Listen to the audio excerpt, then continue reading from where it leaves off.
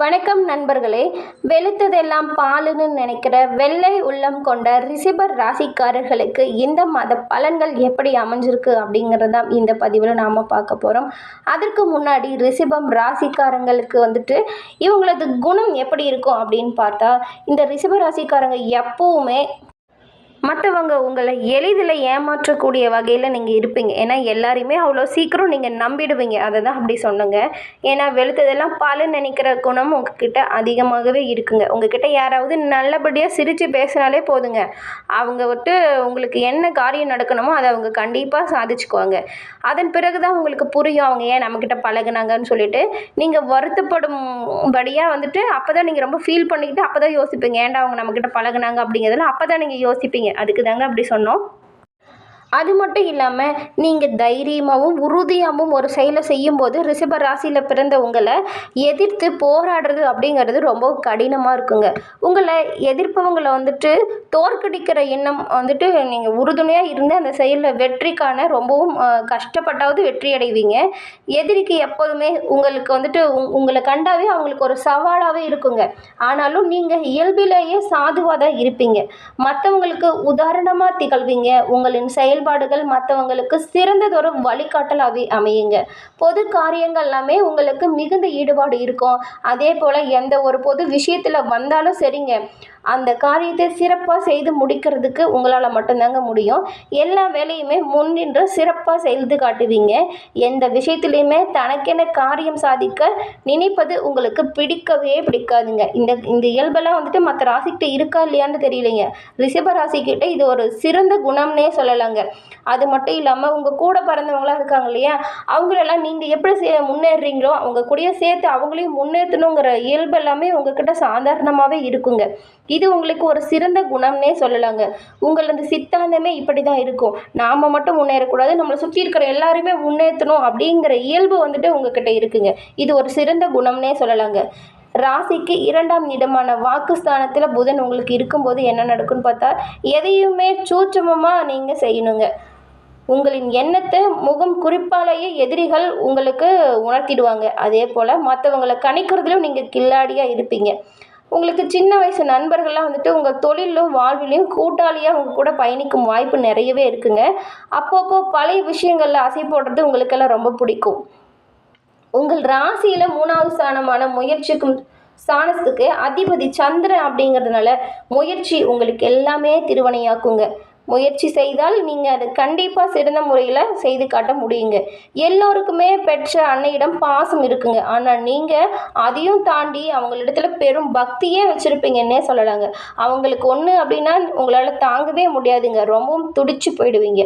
உங்களது தாயார் ஸ்தானத்தை குறிக்கிறது சிம்ம ராசிக்கு சூரியன் அதிபதியாக இருக்கிறதுனால உலகத்துக்கே ஒளி தரும் சூரியனை போல் உற்றார் உறவினர் எல்லோரையுமே நீங்கள் நேசிப்பீங்க. அவங்களை அனுசரித்து செல்வதற்கு ரொம்பவும் முயற்சிப்பங்க இந்த ரிஷபராசிக்காரங்க.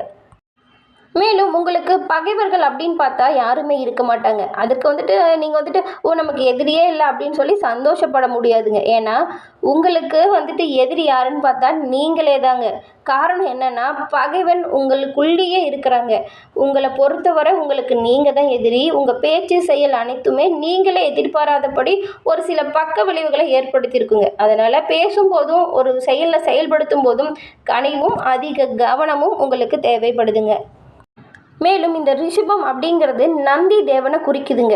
உங்களுக்கு நிறைய பிரச்சனைகள் ஏற்படுது, எனக்கு இவ்வளோ சங்கடங்கள் இருக்குது, நான் இவ்வளோ நல்லவனாக இருந்தும் நான் என்ன பண்ணுறேன், என்னோட வாழ்க்கை நல்லாவே இல்லைன்னு சொல்லி வருத்தப்படுறவங்க எல்லாமே என்ன பண்ணலான்னா, பிரதோஷ காலத்தில் நந்தி தேவரோட 2 கொம்புக்கும் இடையில் இருக்கு இல்லையா, அங்கே நின்று நீங்கள் ஈசனை தரிசனம் செஞ்சீங்களா உங்களது வாழ்க்கை வளமானதாக ஆக்குங்க.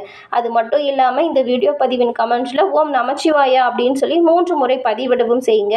அந்த சிவனின் பூரணமான உங்களுக்கு கிடைக்க நாங்களும் வாழ்த்துக்களை சொல்கிறோங்க.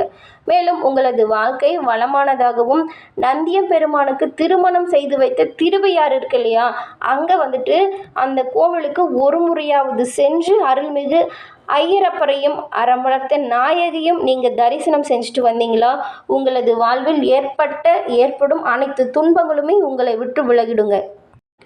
அது மட்டும் இல்லாமல் உங்களது வாழ்க்கையில் இதுவரைக்கும் இருந்த அனைத்து சகல இன்னல்களுமே உங்களை விட்டு நீங்குங்க.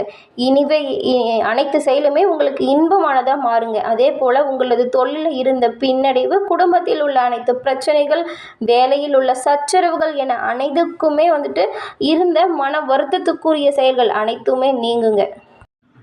மேலும் நீங்கள் என்ன செய்யலான்னா, பசுவுக்கு அகத்திக்கீரை, வாழைப்பழம் இதெல்லாம் கொடுங்க. இது உங்களது பிரச்சனைகள் எல்லாமே மெல்ல மெல்ல உங்களை விட்டு விலகிறதுக்கு ஒரு நல்ல பலன் அமைச்சு தருங்க.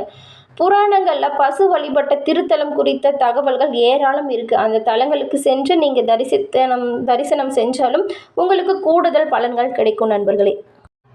தொடர்ந்து நாம் இந்த மாதம் ரிஷபம் ராசிக்காரர்களுக்கு எப்படிப்பட்ட பலன்கள் அமைஞ்சிருக்கு அப்படிங்கிறத பார்க்கலாங்க.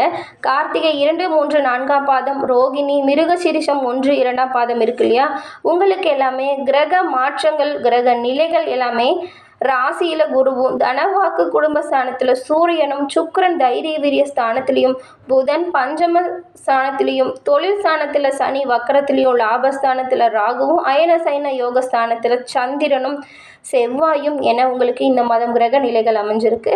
இந்த கிரகங்கள் இப்படி அமைஞ்சிருக்கிறது மூலம் உங்களுக்கு என்ன பலன்கள் கிடைக்கும் அப்படின்னு பார்த்தா, இந்த மாதம் உங்களுக்கு செய்யும் செயலில் காரியத்தடை ஏற்படும் சூழல் இருக்கிறதுனால முன்ன சொன்ன பரிகாரங்களை நீங்கள் செஞ்சுக்கிட்டா கூடுதல் பலன் பெற முடியுங்க. அது மட்டும் இல்லாமல் இந்த மாதம் ஏதாவது குழப்பம் ஏற்பட்டு மன சஞ்சலம் ஏற்பட்டு மன குழப்பம் வரும் சூழ்நிலை இருக்கிறதுனால நீங்கள் கொஞ்சம் ஜாக்கிரதையாக இருக்கணுங்க. சாமர்த்தியமான பேச்சு கை கொடுக்குங்க. பணவரத்து உங்களுக்கு திருப்திகரமாக அமையுங்க. நீண்ட நாட்களாக இழுத்து வந்த வீண் பிரச்சனைகள் உங்களை விட்டு இந்த மாதம் விலகுங்க. மரியாதை, அந்தஸ்து எல்லாமே மக்கள் மத்தியில் உயர்ந்து காணப்படுங்க. இதுவரை வெளிநாடு செல்ல வேண்டும் அப்படிங்கிற கனவு இருந்தவங்களுக்கு எல்லாமே அந்த பயணங்கள் கூடிய விரைவில் கைகூடி வருங்க. தொழில் வியாபாரத்தில் சில சிக்கல்கள் உண்டாகி நீங்குங்க. மேலும் உங்களுக்கு அந்த சிக்கல் நீங்கி தொழில் வியாபாரம் நல்லபடியாகவே நடக்குங்க. அதனால் கவனமாக இருக்கணுங்க. ப்ராப்ளம் வராமல் இருக்கணும்னா கூடுதல் லாபம் கிடைக்க நீங்கள் கடினமாக உழைக்க வேண்டிய சூழ்நிலை இருக்குங்க. தொழில் வியாபாரம் விரிவாக்கம் செய்ய முயற்சி மேற்கொண்டால் நன்மை பெற முடியுங்க. மேலும் உத்தியோகத்தில் இருக்கவங்களுக்கு பதவி உயர்வு கிடைக்கும் வாய்ப்புமே இருக்குங்க. சிலருக்கு எல்லாமே பதவி உயர்வு, கூடுதல் பொறுப்பு என கிடைக்குங்க. கடுமையாக உழைக்க வேண்டியது இருக்குங்க. அலுவலகத்தில் அடுத்தவங்களுக்குடன் திடீர் பிரச்சனை வரக்கூடுங்கிறதுனால அங்கேயுமே நீங்கள் கொஞ்சம் கவனமாக இருக்கணுங்க. உங்களது கருத்துக்கு மாற்று கருத்து உண்டானாலுமே நீங்கள் கொஞ்சம் பொறுமையாக இருக்கிறது நல்லது. குடும்பத்தில் பலன்கள் எப்படி இருக்குன்னு பார்த்தா, உங்களது குடும்பத்தில் மகிழ்ச்சியான சூழ்நிலை காணப்படுங்க. உறவினர்கள், நண்பர்கள்னு சொல்லிட்டு வருகை எப்போவுமே உங்கள் வீட்டில் இருக்கும். அவங்க மத்தியில் உங்களுக்கு நல்ல மதிப்பு உயர்ந்து காணப்படுங்க. வீட்டிற்கு தேவையான பொருட்களை வாங்கி மகிழ்ச்சி அடைய போகிறீங்க இந்த மாதம். மேலும் கணவன் மனைவிக்கிடையே நெருக்கங்கள் அதிகரிக்குங்க. பிள்ளைகள் மூலம் சந்தோஷமாக இருப்பீங்க. பெண்களுக்கு திறமையான பேச்சின் மூலம் நல்ல சாதகமான பலன்கள் கிடைக்குங்க. காரிய தடைகள் நீங்கும். மனதில் இருந்த சோர்வு நீங்கி நீங்கள் உற்சாகமாக செயல்படுவீங்க. எதிர்பார்த்த தகவல்கள் உங்களுக்கு கூடிய விரைவில் சாதகமாக வந்து சேருங்க. அதன் பிறகு கலைத்துறையில் இருக்கவங்களுக்கு கடன் விவகாரங்கள் ஒரு கட்டுக்குள்ளே வந்துடுங்க. இது வரைக்கும் கடனை கட்ட முடியலன்னு சொல்லி வருத்தப்பட்டு இருந்தவங்க எல்லாமே நிம்மதி பெருமூச்சு விடக்கூடிய மாதம் இந்த மாதங்க. புதிய ஆர்டர்களுக்கான முயற்சிகள் உங்களுக்கு சாதகமான பலன்களை தருங்க. வீண் அலைச்சல் சந்திக்க வேண்டிய சூழ்நிலை இருக்கிறதுனால நீங்கள் கவனமாக இருக்கணுங்க.